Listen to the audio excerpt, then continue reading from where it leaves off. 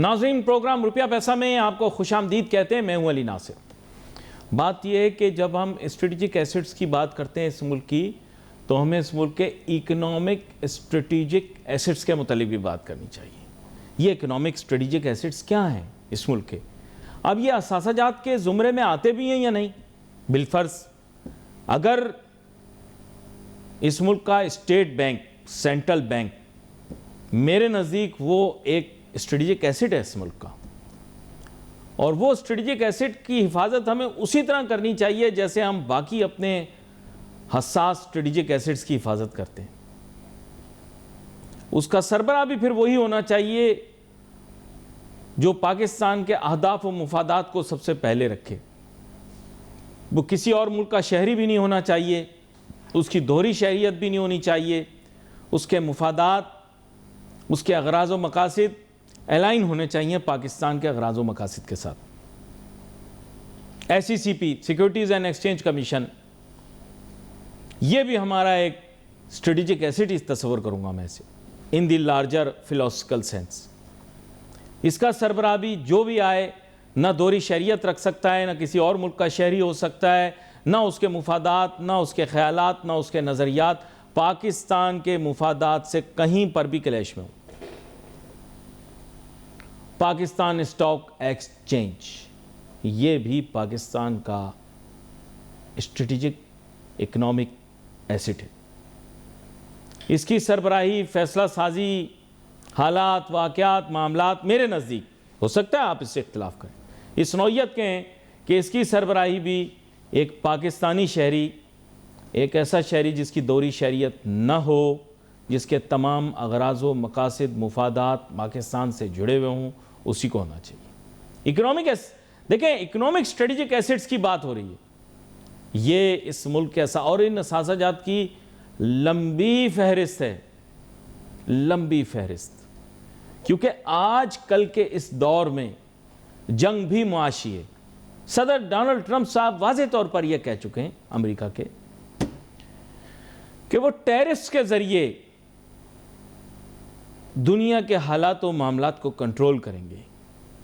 Tax लगा के या टैक्स छूट देकर, ड्यूटियां बढ़ाकर या ड्यूटियां कम करके, वो दुनिया के हालात व मामलात को कंट्रोल करेंगे। अब ये जंग अफवाज या फौजी हमलों से नहीं लड़ी जाएगी, ये माशी सरहदों पर लड़ी जाएगी, और माशी सरहद का कोई तयन ही नहीं है, क्योंकि आजकल डिजिटल दौर आ चुका है, डिजिटल दौर आ गया है। अब इस डिजिटल दौर के अंदर माशियात डिजिटल हो चुकी हैं, आपके जाने अनजाने। अब आपको मानना पड़ेगा कि ये online account, online banking, applications, apps, हमारे अपने अकाउंट, जो मैं अगले दिन आपको बता रहा था कि बैंकारी का एक तरीका होता था माजी में, अब सब कंप्यूटराइज और डिजिटल ज़ीरोज़ एंड वंस में कन्वर्ट हो चुका है। अब हम मशीन की ज़ुबान बोलते हैं पैसे हासिल करने के लिए। अब ये सिर्फ अकाउंटिंग एंट्रियां बाकी रह गई हैं। अब इसके ऊपर मेरी कौम को सोचना पड़ेगा कि क्या हम इस नए दौर के लिए तैयार हैं। मुझे आज भी याद है 1994 में जब मैट्रिक का दौर था, तो क्लास में उन्होंने हमें मजमून लिखने दिया। मजमून का उन्वान था पाकिस्तान और 21वीं सदी, जो अभी तक आई नहीं थी, लेकिन 21st सेंचुरी का इतना नारा बार बार बुलंद किया जा रहा था, और पाकिस्तान भी एशियाई टाइगर के तौर पर सामने आ रहा था कि हमने उस पर भरपूर तौर पर अपनी लिखारी की जितनी चीज़ें याद थी वो सब लिख डाली। 21वीं सदी, 21st सेंचुरी। लेकिन अब हम 21st सेंचुरी में दाखिल हो चुके, क्या हम माशी तौर पर गेयर अप हैं? अरे प्रोग्राम करते ही मुझे जो है वो तकरीबन 2 दिहाइयाँ हो गई होंगी टीवी के प्रोग्रामात करते हुए। पाकिस्तान की प्रिपेयर्डनेस फॉर 21st सेंचुरी है ही नहीं। इकोनॉमिक और स्ट्रेटेजिक आउटलुक जो बनानी चाहिए थी वो उस तरह से बनाई ही नहीं। आज भी हम दुनिया से सैकड़ों साल पीछे, जबकि एक दौर था, मैं मानता हूँ इस बात को, कि अर्ली 2000s में मुशर्रफ साहब के दौर में पाकिस्तान के अंदर बड़ी तेज़ी से एक्सेलरेट हुआ था ये दौर टेक्नोलॉजी का, एडॉप्शन का, फाइनेंशियल, अब जो फिनटेक कहलाती है, इस तरह की फाइनेंशियल अपग्रेडेशन, ऑटोमेशन, इसका बड़ा चर्चा था। पाकिस्तान आईटी की दुनिया के अंदर भी उभर के एक बहुत जो है रोशन सितारा बनता, लेकिन चंद बदनीयत अफराद ने पाकिस्तान की आईटी इंडस्ट्री को बिठा दिया। ये प्राइवेट सेक्टर के लोग थे, इन्होंने मिसयूज़ किया आईटी सेक्टर को, आईटी एक्सपोर्ट्स को एक धचका लगाया, खाली सीढ़ियाँ बाहर भेजकर उनके एवज़ पैसे यहाँ मंगवाए। हाँ, ये इस तरह की बात की जाती है, हो सकता है गलत हो, सही हो, आप तयन करें ना यार। मीडिया अकेला जो है वो सारी बातें आपको नहीं बताएगा कि मीडिया में आ गया। मीडिया आग बुझा सकता था, मीडिया निशानदेही कर सकता था, वो हमने भरपूर तरीके से की। आग बुझाना आपका काम, मीडिया आपको निशानदेही करके बता रहा है इस तरह की चीज़ें हुई हैं, जी हुई हैं, हुई होंगी, चलो आपकी खातिर कह देता हूँ। अब हम अपने बुनियादी मौजू की तरफ आते हैं कि हाजिर खसारे के मुतल्लिक बड़ी बातें की जा रही थी साहब, हमने कंट्रोल कर लिया, हम सरप्लस में आ गए, अब क्या हुआ इसके बारे में भी बात करेंगे। और क्या पाकिस्तान की मईशत 21वीं सदी के लिए तैयार है? मेरे साथ मौजूद होंगे जनाब डॉक्टर मोहम्मद शहबाज साहब, किसी तारुफ के मोहताज नहीं, मारूफ मईशत दान है। वेलकम करता हूँ आपको शो में। जी बहुत शुक्रिया अली भाई। मसला कुछ ऐसा है डॉक्टर मोहम्मद शहबाज साहब कि मैं अपने जहन में सोच रहा था कि जब मैं मैट्रिक में था तो एक मजमून लिखने दिया हमको, बोला पाकिस्तान और 21वीं सदी, तो हमने अपनी तरफ से बहुत सारी चीज़ें लिख दी, ऐसा होगा पाकिस्तान, वैसा होगा पाकिस्तान, पाकिस्तान में बुलेट ट्रेनें चलेंगी, एग्रीकल्चरल रेवोल्यूशन आ जाएगी, किसान खुशहाल हो जाएगा, एक ज़माने में कहते थे कराची हांगकांग बन जाएगा, ये हो जाएगा, वो हो जाएगा, हमने सब कुछ लिख डाला और पाकिस्तान तरक्की याफ्ता ममालिक की सफ़ में सबसे ऊपर आ जाएगा। तो इस मुतल्लिक थोड़ी सी अपनी राय दें, फिर माशी मौज़ूआत पे आपके साथ गुफ्तगू करता हूँ। जी वो आपने बड़े अच्छे से तरीके से एब्स्ट्रैक्ट किया सारी चीज़ों को। वो मेरे ख्याल में जो हम मैट्रिक में पढ़ते थे और मजमून के अंदर चीज़ें हमने सारी अपने ख्वाब लिखे थे, मुझे तो नहीं लग रहा कि उसमें से कोई भी ख्वाब हमारा पूरा हुआ हो बेसिस्टे कौम। तो हमने ये भी कहा कराची को सिंगापुर बना देंगे, हमने ये भी कहा जी पाकिस्तान जो है वो एशियन टाइगर बनेगा, 2008 में हमने ऐलान भी कर दिया था। उसके बाद फिर हमने दावे किए जब हम मुल्क के अंदर, अभी कल की खबर है कि मुल्क के अंदर जरी इनकलाब लेके आएंगे, क्योंकि 1000 के करीब ग्रेजुएट जो हैं वो चाइना से एग्रीकल्चर साइंसेज जो है उसके अंदर वो ग्रेजुएट होकर पाकिस्तान वापस आ रहे हैं। तो मुझे ये बताइए, जैसे पहले मैंने आपसे बात की थी कि वो मुल्क जहाँ पे 150 जिनिंग फैक्ट्रीज नॉन प्रोडक्टिव या नॉन फंक्शनल हों, जहाँ पे 400 से ज्यादा कार्टन फैक्ट्री जो बंद पड़ी हों या बंद होने के करीब हों, और गवर्नमेंट जो जिस तरह के पैकेजेस देती है और वो पैकेजेस भी इस तरह के होते हैं कि वो उससे ना तो कोई फायदा होता है और ना ही कह लें कि वो जो हमारी फैक्ट्री या वेंटिलेटर के ऊपर हैं उनको कुछ इतना सांस मिले कि वो अपने आप को रिकवर कर सके। और बाकी दावे जो हैं वो हम करते हैं। और देखें, एक बड़ी पुरानी बात अक्सर औकात हम प्रोग्राम के अंदर करते हैं कि कोई बंदा एफिशिएंसी की बात नहीं करता, वो किसी एक महीने में किसी वजह से हमारा करंट अकाउंट खसारा जो कम हो जाता है, सरप्लस में चले जाता है, हम जहाँ वो ढोल पीटते हैं, जब फिर खसारा आ जाता है फिर हम इकोनॉमिक रिफॉर्म्स की बात करते हैं।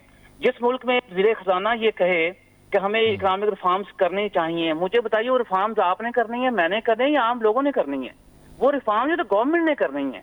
तो मिनिस्टर का काम जो चीख के हमें बताना है या हमें कुछ करके दिखाना है। तो जो चीजें मुझे लग रही हैं कोई 21वीं सदी के बारे में जो हमने लिखा था वो शायद हमारे ख्वाब थे। बाकी जो हुकामे बाला हैं वो अपने हिसाब से चीजों को देख रहे हैं, उनको अपनी पावर चाहिए, उनको अपना प्रोटोकॉल चाहिए, उनको अपनी अयाशी चाहिए। तो आप देखें कि अब जनवरी शुरू तकरीबन खत्म हो गया, अब होने वाला है, तो अभी पहला महीना है 2026 को, उसमें 1.2 बिलियन का खसारा आप लेके बैठ गए हैं। तो क्या हम जो प्रोडक्शन साइड है उस पर जाने की कोशिश कर रहे हैं?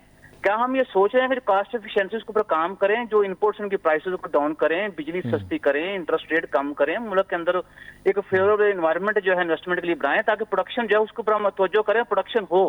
मुझे बताएं, जब तक आप प्रोडक्शन को तवज्जो नहीं देंगे, जो आपका पोटेंशियल एग्रीकल्चर सेक्टर का है, मैन्युफैक्चरिंग सेक्टर का, उसको आप यूटिलाइज नहीं करेंगे, तो ये करंट अकाउंट खसारा जो है इसके ऊपर कैसे काबू पाएंगे? नहीं, बात तो हर कोई करता है, सियासी इनकलाब की बातें करते रहते हैं, माशी इनकलाब की कोई बात नहीं करता। देखें, आपके मुल्क को सबसे ज़्यादा जो ज़रूरत है वो माशी इनकलाब की है, और मैं आपको बताऊं ये ग्रास रूट से शुरू होगा।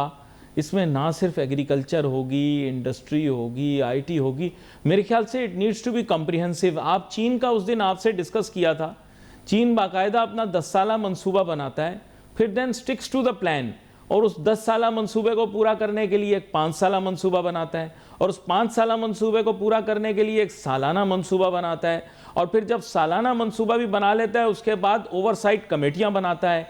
एक नहीं बनाता, बहुत सारी ऐसी जो है वो वर्किंग कमेटीज़ बनाता है जो उसको ऑब्जर्व करती हैं। उन कमेटियों के अंदर मईशतदान भी बैठते हैं, ब्यूरोक्रेट भी बैठते हैं, उनके अपने सियासतदान भी बैठते हैं, अवामी नुमाइंदगान भी बैठते हैं, और उसके साथ साथ पढ़े लिखे अफराद जो इससे मुंसलिक हों वो भी बैठते हैं।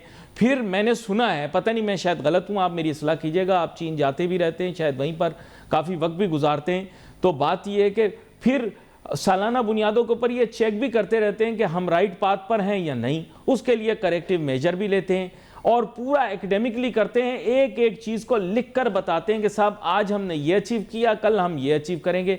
आपके यहाँ ये वाली चीज़ कहाँ है? आपने 5 साला मंसूबा बनाया, 10 साला मंसूबा बनाया, अमल दरामद कितना हुआ? जी देखिए, मनसूबे तो हमने 30 साल की बात भी करते हैं, 20 साल की बात भी करते हैं, 10 साल की बात भी करते हैं, 5 साल की बात भी करते हैं, फिर एनुअल बात भी करते हैं, फिर छिमाही 6 मंथ बेसिस पूरी बात करते हैं। और हमारे यहाँ ब्यूरोक्रेट्स भी बैठते हैं, हमारे यहाँ पॉलिटिशियंस भी बैठते हैं, बड़े बड़े एक्सपर्ट्स हैं वो भी बैठते हैं, मिनिस्टर्स भी बैठते हैं, कैबिनेट्स होती हैं, मीटिंगें होती हैं, कमेटियां हैं, सारा कुछ है। बट जो लैक है वो इस चीज का है कि हम उस रिस्पॉन्सिबिलिटी को ओन नहीं कर रहे। चाइना में बात इस तरह से है कि वहाँ एनुअल प्लान के बाद वो 6 महीने का प्लान, उसको उसी एनुअल को उसकी प्रोग्रेस चेक करने के लिए उस बैठते हैं, फिर वो मंथली बेसिस पर बैठते हैं, इवन के वीकली बेसिस पर बैठते हैं। The most important thing is कि वो जो भी रिस्पॉन्सिबिलिटी लेते हैं उसको अपनी जिम्मेदारी समझ के ऑनेस्ट तरीके से पूरा करने की कोशिश करते हैं।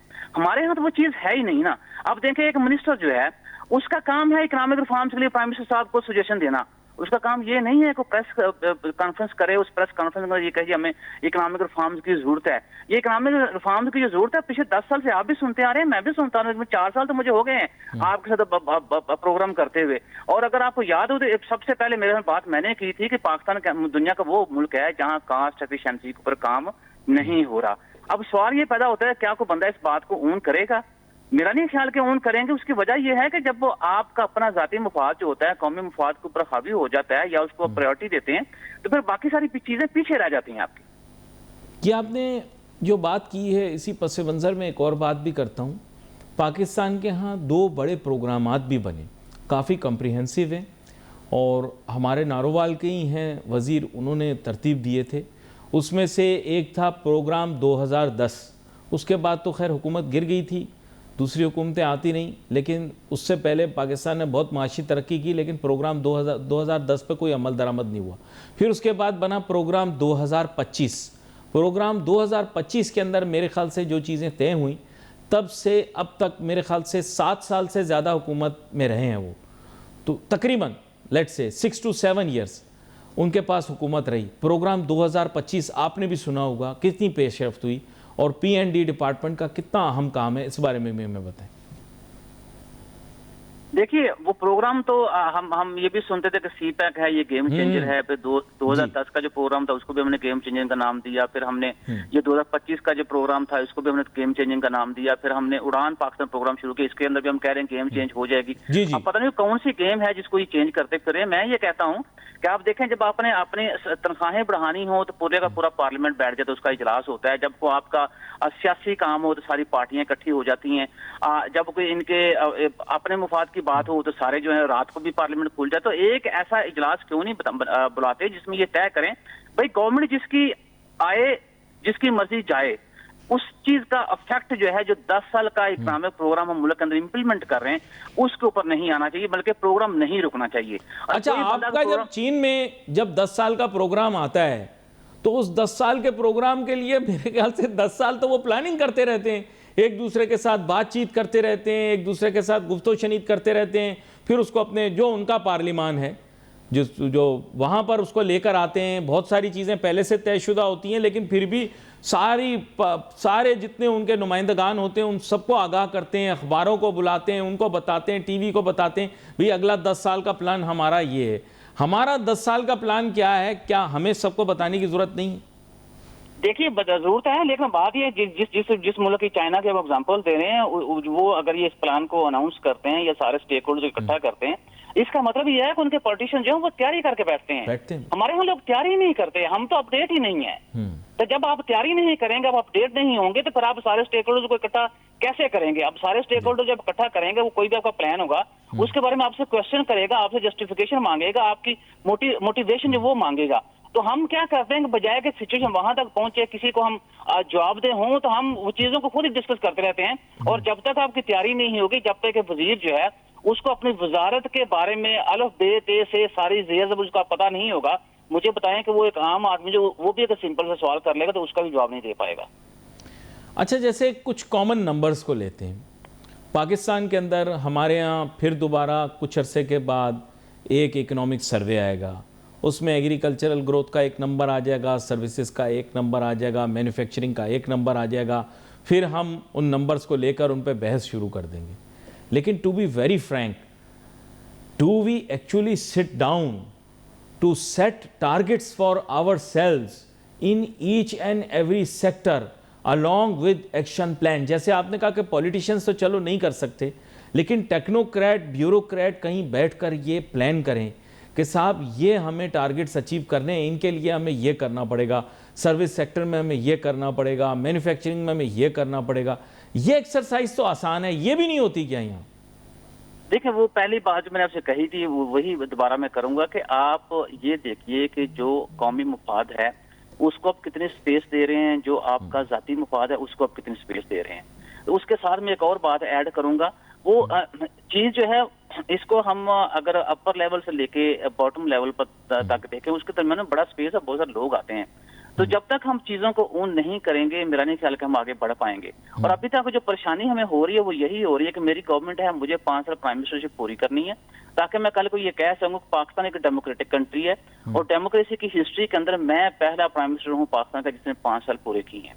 फिर मेरा मेरा मेरा मेरा अगला ऑब्जेक्टिव ये है कि पाकिस्तान एक डेमोक्रेटिक कंट्री है और मुझे दूसरी दफा सदर बनना है, तो मुझे तारीख रकम करनी है, मुझे तीसरी दफा प्राइम मिनिस्टर बनना है, मुझे तारीख रकम करनी है, मुझे चौथी दफा प्राइम मिनिस्टर बनना है, मुझे तारीख रकम करनी है। तो हमारी तो प्रायोरिटीज ये हैं। तो यहाँ तो कौमी मुफाद जो है या एक आम आदमी की जो वेलफेयर है उसकी तो बात ही नहीं हो रही। हाँ, जैसे मैं एक मिसाल आपको देता हूँ, अब आपकी नज़र से भी गुजरा होगा, NFC अवार्ड के मुतालिक बात हुई। अब का मुझे पता नहीं कि अभी करंट स्टेटस क्या है। उन्होंने कहा कि बहुत सारी ऐसी वर्किंग कमेटी हैं जिसमें मेंबर ही नहीं रखे अभी तक। अब आप मुझे बताएं, कोई छोटी चीज़ तो नहीं है NFC, ज़्यादातर बल्क ऑफ द बजट तो उसी के ज़रिए डिस्ट्रीब्यूट होता है। तो आपका गरीब मुल्क है, लेकिन आप भी ट्रिलियंस ऑफ रुपीज़ की एलोकेशन करते हैं NFC के अंदर। तो आपके ख्याल से क्या ये एक बहुत बड़ा मसला नहीं है कि NFC की जो बुनियादी ज़रूरियात, रिक्वायरमेंट वो भी पूरी नहीं हो रही? यानी वर्किंग कमेटी के लिए लोग नहीं मिल रहे। एक तरफ आप डॉक्टर मोहम्मद शहबाज बोल रहे हैं कि यहाँ पे अपॉर्चुनिटीज़ नहीं है सीनियर स्कॉलर्स के लिए, और दूसरी तरफ आप देखें कि NFC के अंदर जनाब कमेटियों में बंदों की तादाद पूरी नहीं हो रही। देखिए, और कमेटी जो होती है वो तो किसी मसले का हल नहीं होती, वो तो जब अपने काम नहीं करना होता, चलो अभी कमेटी बना दो, चलो ठीक है जी, मामले पर मट्टी डल गई, बस ठीक है, मामला खत्म हो गया। वो तो मेरा नहीं ख्याल कोई सीरियस किस्म की कोशिश है। देखें, कमेटियां जब आप सीरियस होते हैं, जब आपने कमेटियां बनानी होती हैं, आपके अपने काम होते हैं, कमेटियां वर्किंग भी करती हैं, कमेटियां इफेक्टिव भी होती हैं, और टाइम के ऊपर आप अपने जो टारगेट्स उनको अचीव भी कर लेते हैं। ये जो सारी बात कर रहे हैं, ये एक आम आदमी है जिसमें मैं शामिल हूँ, जिसमें आप शामिल है, जिसमें और मेरे बहुत सारे पाकिस्तानी शामिल हैं। तो जब हमारे मफाद की बात होगी तो फिर इसी तरह कमेटियां बनाई जाएंगी ना। ये कमेटियों के अंदर वो लोग जो तख्लीक किए जाएंगे, हाँ जी ठीक है, वो पैदा हो रहा है, बंदा भी पढ़ रहा है, पढ़ने के बाद वो ठीक है जी, थोड़ा कैरियर को अपने ग्रोम करके हाँ जी फिर उसको हम कमेटी मेंबर बना लेंगे। ये तो बड़ी लंबी एक बहस है। लेकिन ओवरऑल मेरे भाई बात जो है वो वहीं से शुरू होती है कि रिस्पॉन्सिबिलिटी को ओन कितने लोग कितने % करते हैं, तो फिर बात जो आगे बढ़ेगी आपकी। नहीं, लेकिन इसमें देखें ना, इतना ज़्यादा बोझ तो फाइनेंस मिनिस्टर, जैसे मैं अभी आपको एक मिसाल देता हूँ, अभी गुफ्तगू का हमने आगाज़ किया, हमने हाजिर खसारे की बात की, हमने कहा जनाब एक तरफ हम बात कर रहे थे कि हम सरप्लस में हैं, लेकिन अब हम फिर खसारे में आ गए, और फिर कह रहे हैं कि जी अलार्म बेल बज गई, अलार्म बेल बज गई। तो ये अलार्म बेल तो बहुत अरसे से बज रही थी, इशू ये है कि हम एड्रेस करना नहीं चाह रहे थे सिचुएशन को, लेकिन unfortunately we can not leave it on one ministry alone. अगर हम कहें कि जी finance ministry by itself will solve this rather simplistic, देखें ये तो जो by the face of it ये सिंपलिस्टिक इशू होता है नंबर्स का, कि नंबर्स का ये है, लेकिन इसके बैकग्राउंड पे तो पूरी मईशत है। पूरी मईशत को रिवैम्प एक मिनिस्ट्री तो नहीं कर सकती ना, उसके लिए तो फिर एक जिसे आप कहें कोलैबोरेटेड एफर्ट की जरूरत पड़ेगी। हाँ तो देखा, वो कोलैबोरेशन किसने करनी है? कोलैबोरेशन प्राइम मिनिस्टर साहब ने करनी है, उनकी जो कैबिनेट है उसने करनी है ना। तो मुझे बताइए, जब हमने तय किया था कि हमने FATF की लिस्ट से निकलना, देखा हम लिखने लगी हैं। जब हमने तय किया कि हमने इंडिया को नाको चने चुबवाने हैं तो हमने चुबवाए नहीं है। तो मुझे ये बताएं कि यही मैं बात कर रहा हूँ कि जब सारे स्टेक होल्डर इकट्ठे होकर ये भी तय कर लें कि ठीक है भी NF इज NF, अब आगे अगले 10 साल जो है हमने पाकिस्तान की जो सिचुएशन है ना रियल ग्राउंड पे, उसको हमने चेंज करना है। नंबर का क्या है अली भाई, जितना मर्जी प्ले करते रहे, जितना मर्जी मैनिपुलेट करते रहे। बाद आप ये कहें जी पर कैपिटा इनकम जो है हमारा वो $20,000 हो गया, बट मैं बीइंग एन इकोनॉमिस्ट ये देखूंगा कि ग्राउंड रियलिटी के ऊपर वाकई वो $20,000 जो पर कैपिटा हुआ है वो मुझे चलता फिरता फिजिकली कहीं नजर भी आ रहा है कि नहीं आ रहा। पर कैपिटा इनकम जो हमारी वो $20,000 हो जाए, लेकिन मुल्क में इन्फ्लेशन अपने पीक पे हो, मुल्क के अंदर अनएम्प्लॉयमेंट पीक के ऊपर हो, मुल्क के अंदर पॉवर्टी पीक के ऊपर हो, फिर मैं ये कहूंगा ना कि भाई साहब आप नंबर के साथ मैनिपुलेशन कर रहे हैं। रियलिटी में जो ग्रोथ है उसका ट्रिकल डाउन इफेक्ट आम आदमी तक नहीं पहुंच रहा। अच्छा, हम लोग इस बारे में बहस करते रहते हैं।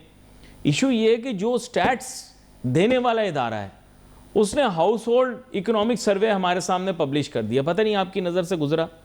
मैं बड़ा हैरान हुआ कि इतना ज़्यादा कॉन्ट्रडिक्टरी डेटा कैसे हो सकता है। एक तरफ आप कह रहे हो कि पाकिस्तान खुशहाल है, आप पाकिस्तान का सबसे इम्पोर्टेंट जो स्टेटिस्टिक होता है वो सेंसस होता है, सेंसस इलाका जात लोगों के मुतल्लिक जो बातें बताई जा रही हैं वो कुछ और है, और पैराडॉक्स ये क्रिएट हो रहा है कि आपका हाउस होल्ड इकोनॉमिक सर्वे कुछ और बता रहा है। यहाँ पर एक छोटी सी ब्रेक लेते हैं नाजरीन, फिर मैं वापस आता हूँ। और क्योंकि हमारे यहाँ आवे का आवा बिगड़ा हुआ, उसको ठीक करना बड़ा मुश्किल है। एक था गुलाब जो हमने अपनी मईशत के ऊपर सजा रखा था कि हम लोग सरप्लस में, अब वो भी खसारे में चला गया। अब क्या करें। डॉक्टर मोहम्मद शहबाज साहब हमारे साथ मौजूद हैं, लेकिन अब हमें ज्वाइन करेंगे जनाब एहसन मेहनती साहब, जो कि मुल्क के मारूफ माशी और इक्तसादी तज्ज़ियाकार भी हैं, इसके साथ कैपिटल मार्केट्स और फाइनेंस की दुनिया का जाना माना नाम भी हैं। वेलकम करूंगा आपको एहसन मेहनती साहब। Thank you. एहसन मेहनती साहब, अब बात यह है कि एक ही तो चीज़ रह गई थी हमारे पास। जब कोई हमसे पासपोर्ट भी मांगता था हम उसे कहते थे देखो हमारा हाजिर जो खसारा है वो नहीं है, हम सरप्लस में, हम करंट अकाउंट सरप्लस में। तो अब वो भी मुझे बताया जा रहा है शोबा तहकीक की तरफ से कि वो ताज भी आपने हमसे छीन लिया। तो सर फिर अब क्या बोलेंगे हम, अब तो हमारे पास बचा कुछ नहीं कहने के लिए। इस बारे में कुछ तज्जिया दें। देखिए, बात आपकी सही है कि जो प्रॉब्लम ट्रेड डेफिसिट का है वो आई थिंक कि उसका जो मेन रीजन आपने भी चेक किया होगा वो हमारी एक्सपोर्ट का ना बढ़ना है। टू अनफॉर्चुनेट के जो हमारा जो मामलात हैं ट्रेड एक्टिविटी के वो इतने ज़्यादा मुस्बत नहीं हैं। लेकिन अगर आप हमारी रेमिटेंसेस देखें जो कि अब एक्सपेक्टेड हैं कि वो $41 बिलियन हो जाएंगी, जो एक्सपेक्टेशन है और जो फाइनेंस मिनिस्टर की तरफ से जो है जो प्रोजेक्शंस हैं, तो आई थिंक कि हमारा जो करंट अकाउंट सरप्लस है वो तो इस साल हमें इस रीजन के तहत भी मिल जाएगा कि जो हमारा जो ऑयल का बिल था वो तकरीबन $16 बिलियन की इंपोर्ट का था, जो कि ऑयल प्राइसेस के गिरने के बाद जो $130 से $60 पे आई थिंक कि वो जो बिल है वो अब तकरीबन $10 बिलियन से कम होगा। और आई थिंक कि ये एक मेजर रीजन है जिसकी वजह से हम करंट अकाउंट सरप्लस देख पाएंगे ओवरऑल फुल ईयर के अंदर। लेकिन आपकी बात बिल्कुल ठीक है कि ये कोई जो प्रॉपर तरीका है जो ट्रेड सरप्लस होता है, ये वो उस तरीके से हम करंट अकाउंट सरप्लस नहीं लाएंगे। लेकिन एक महीने का जो $200 मिलियन का जो करंट अकाउंट डेफिसिट है, आई थिंक कि ये स्टेबल है, कोई इतना नहीं अलार्मिंग चीज नहीं है आपके मुताबिक। जी बिल्कुल। तो आई थिंक कि ये कोई बहुत अच्छी बात भी नहीं है, लेकिन कि हमारा करंट अकाउंट डेफिसिट है, लेकिन ये कोई बहुत बुरी बात भी नहीं है कि ये अलार्मिंग कोई हम लेकिन उसमें जो बात आपने बताई है कि जो बुरी वाली बात है वो ये है कि हम एक्सपोर्ट नहीं बढ़ा पाए। देखिए, टू अनफॉर्चुनेट कि हमारा जो टैक्सेस का जो निज़ाम है और फिर जो हमारी जो जो एनर्जी कॉस्ट है, ह्यूमन रिसोर्स कॉस्ट है, आई थिंक ये सारे जो है, या इंडस्ट्रियलाइजेशन को आप देखें कि प्रॉपर्टी की प्राइसेस जो इंडस्ट्रियल लैंड की हैं उसमें स्पेकुलेशन इतना ज्यादा है कि इंडस्ट्रीज नहीं है बट उसमें इन्वेस्टमेंट बहुत ज्यादा हो गई है। तो आई थिंक कि इसको जो इसकी रोकथाम के लिए हमें थोड़ा सा जो है अकाउंटेबिलिटी को जो है वो उसकी तरफ फोकस करना चाहिए कि जिसने इंडस्ट्रियल लैंड लिया है वो इंडस्ट्री तो लगाए, तो वो इंडस्ट्री नहीं लगा रहा और जिसकी वजह से जो है हम उसके ऊपर जो है वो हम कोई पेनल्टी भी नहीं लगा रहे कि वो इंडस्ट्री नहीं लगा रहा। आई थिंक ये भी एक रीजन है कि हमारी अकाउंटेबिलिटी का सिस्टम है वो थोड़ा स्ट्रांग होना चाहिए। ये बड़ा अहम नुक्ता आपकी तरफ से आया है। यहाँ पर मैं शामिल करूँगा डॉक्टर मोहम्मद शहबाज साहब को भी। शहबाज साहब, मसला पता है क्या है कि हम लोग इंपोर्ट सब्स्टिट्यूशन के बारे में भी बात करते रहे, लेकिन मैंने बहुत दफ़ा एनालिसिस इसकी पढ़ी है। जिस तरह की इंपोर्ट सब्स्टिट्यूशन हम चाह रहे हैं वो ओवरनाइट हो नहीं सकती। एक तो हम इंपोर्ट सब्स्टिट्यूशन करना चाह रहे हैं कि जनाब हम एडिबल ऑयल के अंदर कोई तरीका निकाल लें, लेकिन that can not happen overnight. इसके साथ साथ केमिकल्स की इंडस्ट्री नंबर 2 नंबर 3 पे आती है। केमिकल्स हम लोग इंपोर्ट करते हैं, उसको भी ओवरनाइट चेंज नहीं किया जा सकता। मशीनरी एक दौर के अंदर सीपेक के दौर में बहुत ज़्यादा आई, हम मशीनरी मुकामी तौर पर इंडिजिनसली प्रोड्यूस नहीं कर सकते, ये भी ओवरनाइट नहीं हो सकता। इसके साथ साथ बहुत सारी एडिबल प्रोडक्ट्स ऐसी हैं जिनकी शॉर्टेज है पाकिस्तान के अंदर, ओवरनाइट उनको कवर नहीं किया जा सकता। बेशुमार ऐसी चीज़ें हैं इंक्लूसिव ऑफ फॉसिल फ्यूल्स जो कि हमारी एनर्जी के लिए यूज़ होते हैं। यही हमारे बड़े बड़े चंक्स हैं इंपोर्ट बिल के। तो प्लीज़ टेल अस कि import substitution will not work in Pakistan, specially it will not work overnight. क्या कहते हैं आप? देखिए, बात ये है कि हमेशा जो इकोनॉमी की कैपेसिटी होती है ना, जिसको मैं आम लोगों में पोटेंशियल भी कहता हूँ, उसको यूटिलाइज करने के लिए हमें एक बड़ा कॉम्प्रिहेंसिव जो इकोनॉमिक प्लान बनाना होता है। हमने क्या किया, पीछे 10 साल देख लें, 20 साल देख लें, पीछे 30 साल देख लें, आप कोई गवर्नमेंट देख लें कि उन्होंने क्या मुल्क की जो कैपेसिटी है, मुल्क के अंदर जो प्रोडक्शन, चाहे इंडस्ट्री है, चाहे एग्रीकल्चर है, चाहे मैन्युफैक्चरिंग सेक्टर है या सबसे सेक्टर है, उस कैपेसिटी के ऊपर हमने उतना काम किया है जिस तरह से हम अपनी मर्जी के मुताबिक कैपेसिटी को यूटिलाइज करके अपने बेनिफिट्स को उठा सकते थे। हमने बिल्कुल नहीं किया। फिर दूसरी बात देखें, जैसे अभी एहसन साहब बात कर रहे हैं कि हमारे यहाँ एनर्जी प्राइसेस जो हैं वो देख लें, फिर आप जैसे पहले मैंने बात आपसे की इंटरेस्ट रेट है वो देख लें, फिर सबसे इम्पोर्टेंट चीज़ ये है कि इन्वेस्टमेंट का जो इन्वायरमेंट है क्या वाकई फेवरेबल है, जो हम किताबों में या हम डॉक्यूमेंट से बात करते हैं कि हमारा इंडेक्स जो है वो ऊपर जा रहा है, लेकिन रियलिटी में देखें, जैसे अभी एहसन ने बात की कि इंडस्ट्रियलाइजेशन जो है उस जोन तो बना दी है, वहाँ जमीनें भी खरीदी, लेकिन लोग जो है इन्वेस्टमेंट नहीं कर रहे।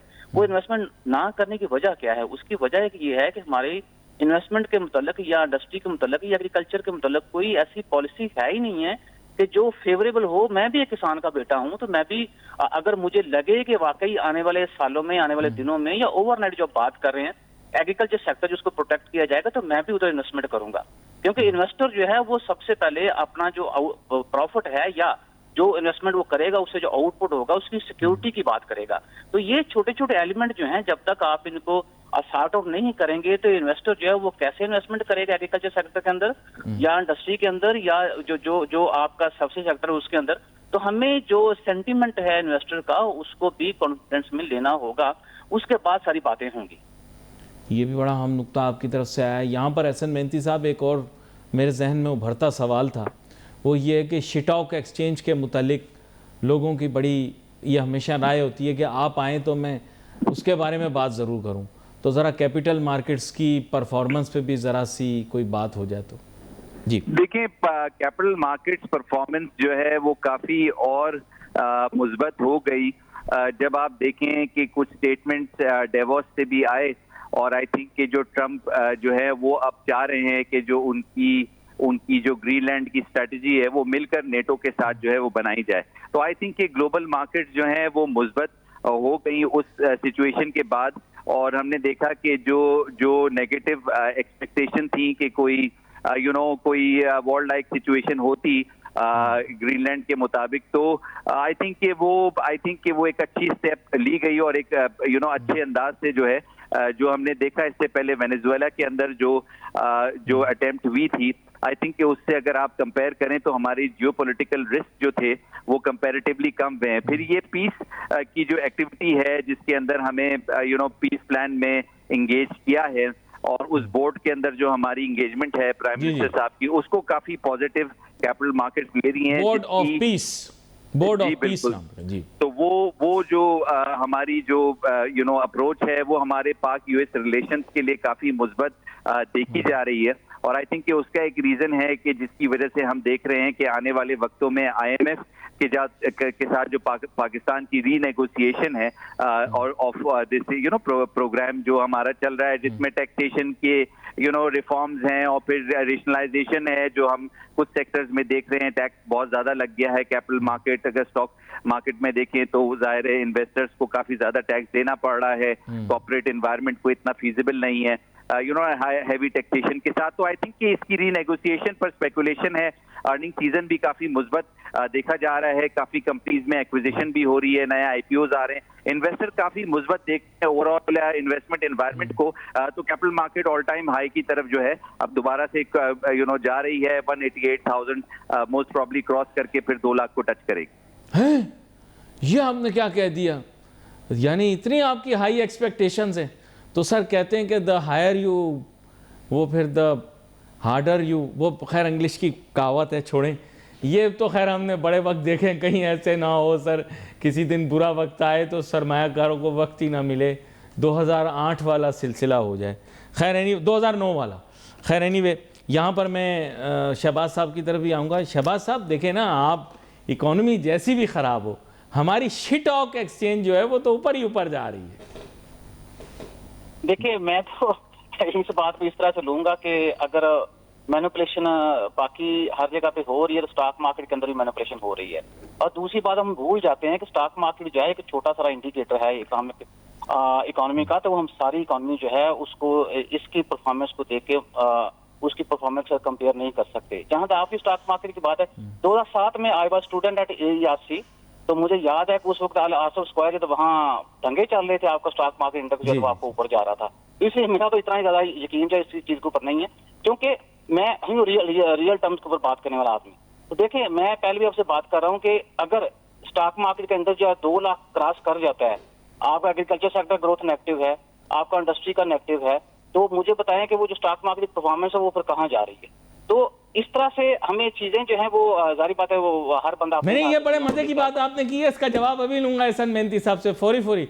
एहसन मेहनती साहब, बात ये कि हमारे फाजिल मेहमान शहबाज साहब वो इंटरनेशनल स्कॉलर भी हैं, उनका कहना ये है कि अगर आपके सेक्टोरल ग्रोथ जो है वो वीक है, यानी ये बात कर रहे हैं ब्रॉडर सेक्टर्स की, तो फिर स्टॉक एक्सचेंज कैसे दिखा रहा है ग्रोथ जब आपके ब्रॉडर सेक्टर्स की ग्रोथ नेगेटिव है या ना होने के बराबर है या बहुत कम है? जी देखिए, आई थिंक कि ये जो एक कॉर्पोरेट एनवायरनमेंट होता है, अगर आप ये क्योंकि अकाउंटेंट पॉइंट ऑफ व्यू से अगर आप इसको देखें तो आपके जो एसेट्स होते हैं उसकी डिवीजन होती है, यानी कि एक लैंड होता है, फिर आपके कैश फ्लोज होते हैं, उसको आप डिवाइड करते हैं, और फिर आपकी मशीनरी होती है।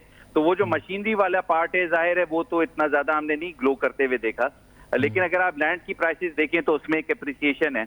और अगर आप देखें तो कैश फ्लोज इसलिए बेहतर हो जाते हैं कि आपने सूद वगैरह में जो है वो पैसे लगाए हुए होते हैं, सूद का रेट हाई है।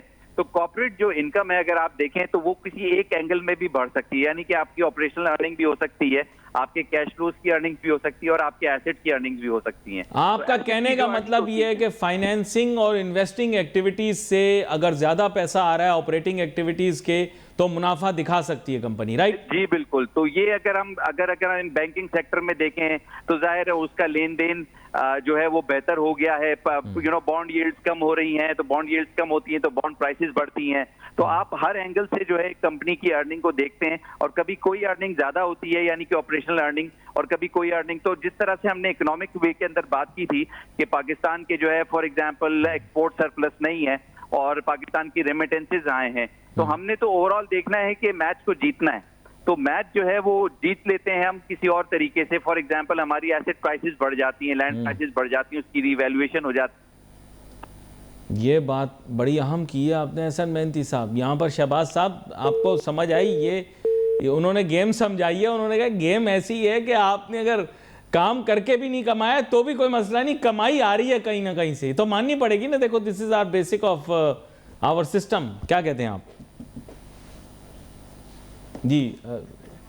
मेरे ख्याल शहबाज साहब से मेरे ख्याल राब्ता टूट गया। एहसन मेहनती साहब की जानिब दोबारा से वापस आता हूँ। एहसन मेहनती साहब, ये जो नुक्ता अब आपने छेड़ दिया, अब इसके साथ साथ मुझे ये भी बताइएगा कि ये जो इस वक्त इकोनॉमिक इंडिकेटर्स भी हमारे जमूद का शिकार हैं, दैट मीन्स वो स्टैटिक हो चुके हैं, तो लेकिन बाय एंड लार्ज हम इसी पे खुश हैं कि चलो at least they are not as badly off as they were before. But do you see subsequent improvement in numbers? Because we have seen a lot being said, but really speaking, the reflection only comes after a while. Do you see a reflection in the future? मेरे ख्याल से एहसन मेहनती साहब भी अब हमारे साथ नहीं है, दोनों से राब्ता मुनक़ता हो गया। कोई बात नहीं, बात यह है कि हम जो गुफ्तगू कर रहे थे उसी को हम आगे लेकर चलते हैं। मेहमानों ने तो अपनी बात कह दी, काफ़ी मुफस्सिल अंदाज में अपनी बात कह दी।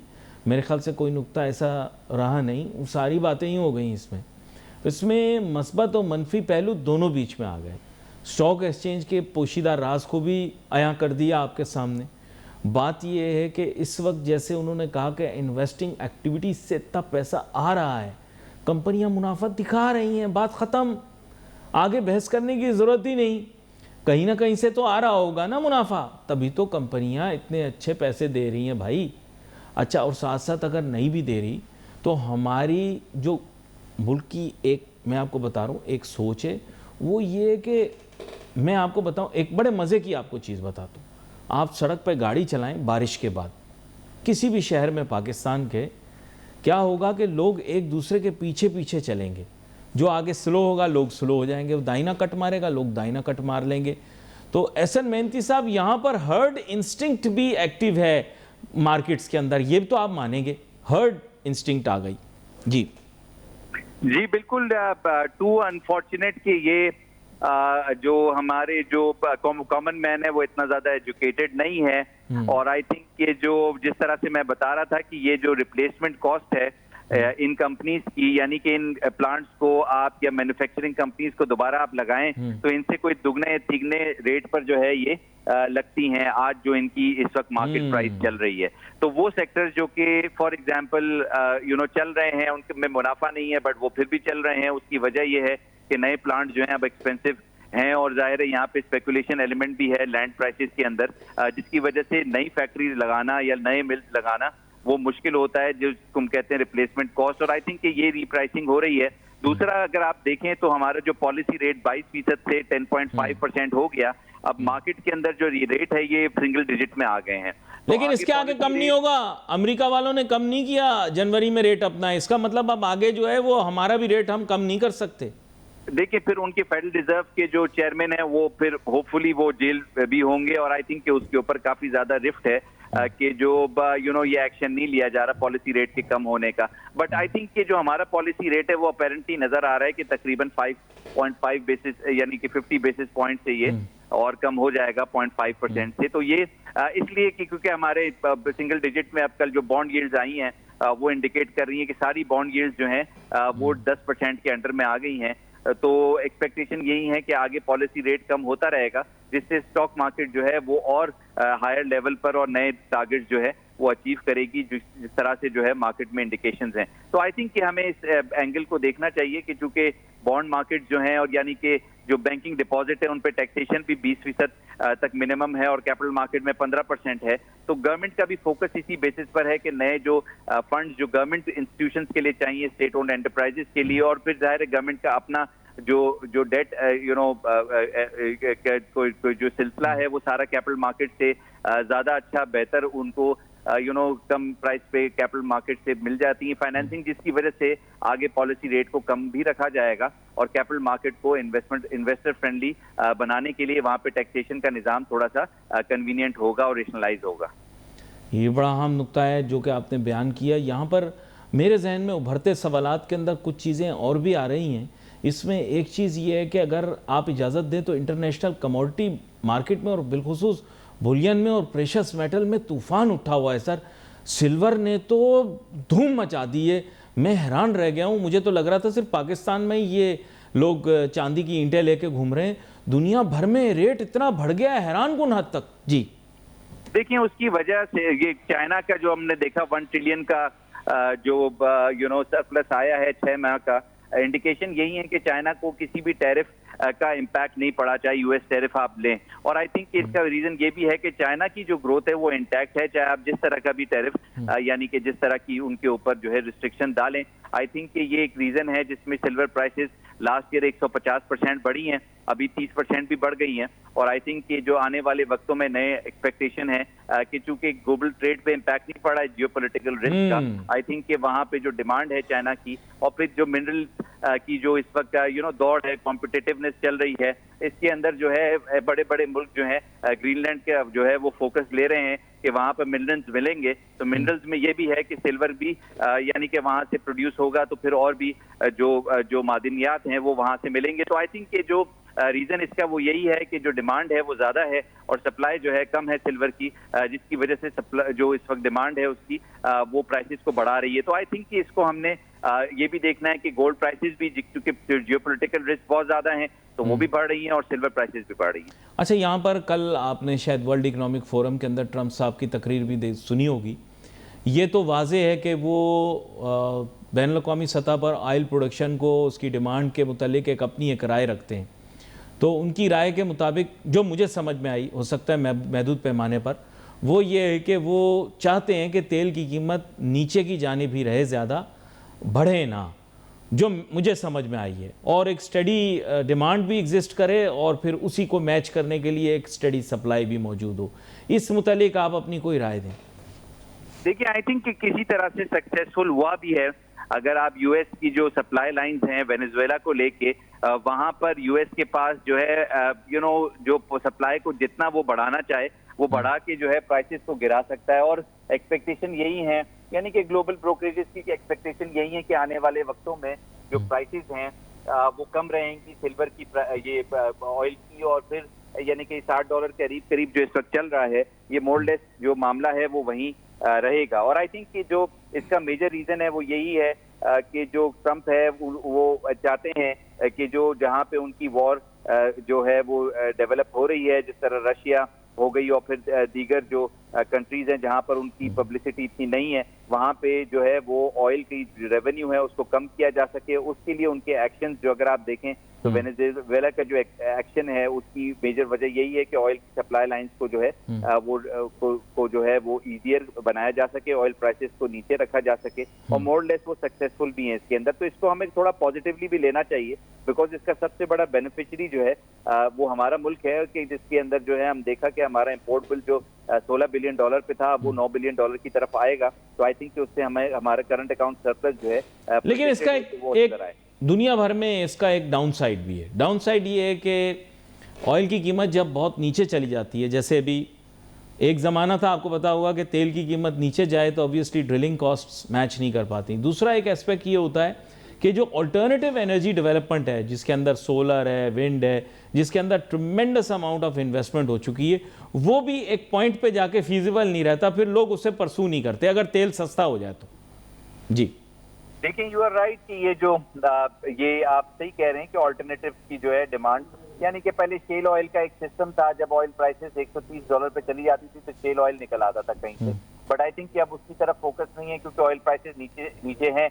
और फिर ऑल्टरनेटिव तो वैसे भी आप देखें तो अब इंडस्ट्रीज काफी ज्यादा जो है वो ऑल्टरनेटिव की तरफ चली गई हैं, और मेरे ख्याल से 50-60% इंडस्ट्रीज जो हैं वो दूसरे ऑल्टरनेटिव जो है रिन्यूएबल्स को यूज करती हैं, जिसके अंदर हम देखें तो आप सोलर पावर भी आता है और वगैरह सारा। तो आई थिंक कि ये आपकी बात बिल्कुल ठीक है कि ऑयल प्राइसेस कम रही तो रिन्यूएबल्स की तरफ लोग नहीं जाएंगे, but at the same time वो अपनी उसकी एक अपनी डिमांड है।